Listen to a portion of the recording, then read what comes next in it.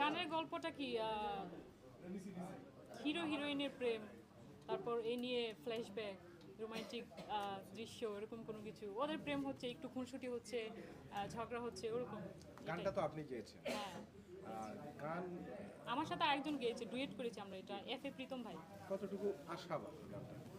আশাবাদী তো অনেকটাই, কারণ সবার কাজই সবার কাছে সন্তানের মতো। হ্যাঁ, আর এটা আমার প্রথম কাজ যেহেতু আমি অনেক আশাবাদী, আর গানটা আমার অনেক পছন্দ। প্রথমে যখন আমি পেয়েছিলাম তখন আমার ডেমো শুনে খুব ভালো লেগেছিল, এটার জন্য। আপু, গানটা প্রীতমের সাথে হ্যাঁ, গেয়েছেন। প্রীতম ভাই। প্রীতম অনেক গুণী একজন। তো আসলে অভিজ্ঞতা কেমন ছিল? অভিজ্ঞতা তো ভালো ছিল। যখন ভাইয়া বললো, আমাকে ডেমো দিল, তখন আমি তো ভাইয়াকে আগে থেকেই চিনি, কারণ ওনার যে কালাচান যে গানটা আছে ওটা তো সুপারহিট। তো ভাইয়া যখন বললো যে হ্যাঁ তোমাকে দিয়ে গান করাতে চাই, আমি বললো তো ওকে ঠিক আছে। ডেমো শুনলাম, খুব ভালো লেগেছে, বললাম আচ্ছা ঠিক আছে, ওটা আমিই করতে চাই। কখনো ঠিক কি আছে, ভেবেছিলেন যে এরকম বিগ মানুষগুলোর সাথে?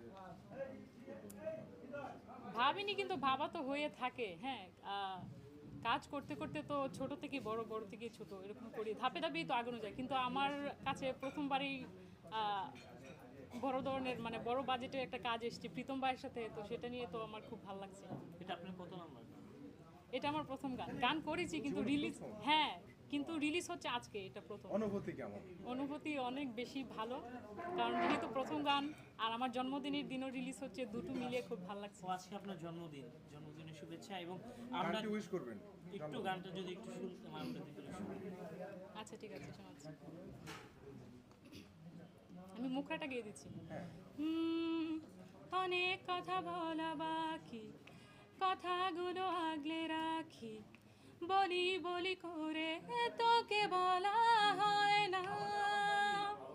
বুঝে নে চোখের ভাষা, বুকে জমা ভালোবাসা, তোকে ছাড়া মন আমার কিছু চায় না। আয়না মন ধরেছে বায়না, বায়না তুই হৃদয়ের আয়না। আবেগী রোমান্টিক এই গান কখনো কি নিজের লাইফের সাথে মিলে গেছে কিনা গল্পটা? লাইফের সাথে গান তো একটু পর রিলিজ করবে, আমার আসলে দেখা হয়নি। আমরা সবাই মিললে সবাই একসাথে দেখবো, একটু পরেই দেখবো, রিলিজ করবে, তখন বোঝা যাবে আসলে। আপু একটু এই গানের বাইরে যে আমি যদি ভুল না হয় আপনার বাসা ময়মনসিং কিংবা নেত্রকোনা অঞ্চলে, হ্যাঁ, এই অঞ্চলের কোনো একটা আপনি গান। কোত্থেকে জানলেন এটা? হ্যাঁ, আপনার ভাস্কর আমার বাসা ময়মনসিং, আপনার কথা শুনে এসেছি। আচ্ছা আচ্ছা, হ্যাঁ। তো আমাদের ময়মনসিং অঞ্চলের একটা বিখ্যাত আঞ্চলিক গান আছে। কোনটা? আপনি একটা না, ময়মনসিং এর অনেক কিছু। আমাদের ময়মনসিং এর মুশারফ করিম যে স্যার আছেন, উনি কিন্তু আমাদের ময়মনসিং এর ভাষার নাটক ভীষণ ফুটাতে পারে, ভাষাটা অনেক ভালো, আমার ভালো লাগে। একটা না, শুধু গান না, একটা গান না, অনেক গানই আছে, নাটক আছে, অনেক সংলাপ আছে। আপনি কোনটার কথা বলছেন? একটু আপনার মুখে একটু আমাদের ময়মনসিং আঞ্চলিক ভাষায় একটু কথা। যে কোনো গান। আঞ্চলিক ভাষায় আমাদের কি ময়মনসিং এর আঞ্চলিক ভাষায় যে কোনো গান কিংবা কথা। গান গান? গান এই মুহূর্তে ময়মনসিং এর ভাষায় মনে পড়ছে না, কথা বলতে বলতে পারি। বলেন। কি বলবো, আপনি আপনি বলেন, আমি তারপর এটা ও রিপিট আপনাকে করি। প্রেমের প্রস্তাব দিছে। কিভাবে? জাকির বলছে যে জাকির ভাই আপনাকে একটু আজকে আপনার প্রথম গানের রিলিজ হয়েছে, অনুভূতিটা কি আমাদের ময়মনসিং অঞ্চলের ভাষায় বলুন। ফোনটা কার? জাকির তোমার?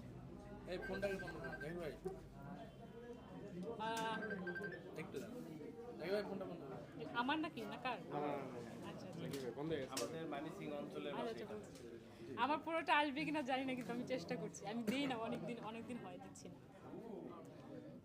আজগো আমার গান রিলিজ করতেছে, ঠিক আছে, হৃদয়ের আয়না। আপনারা সবাই মিলে গানটা শুনবেন, খুব ভালো লাগবে। আর একবার বলতে না না না না না, এইদিকে কোন দিকে তাকাবো? এইদিকে তাকাচ্ছি, এদিকে সব দিকে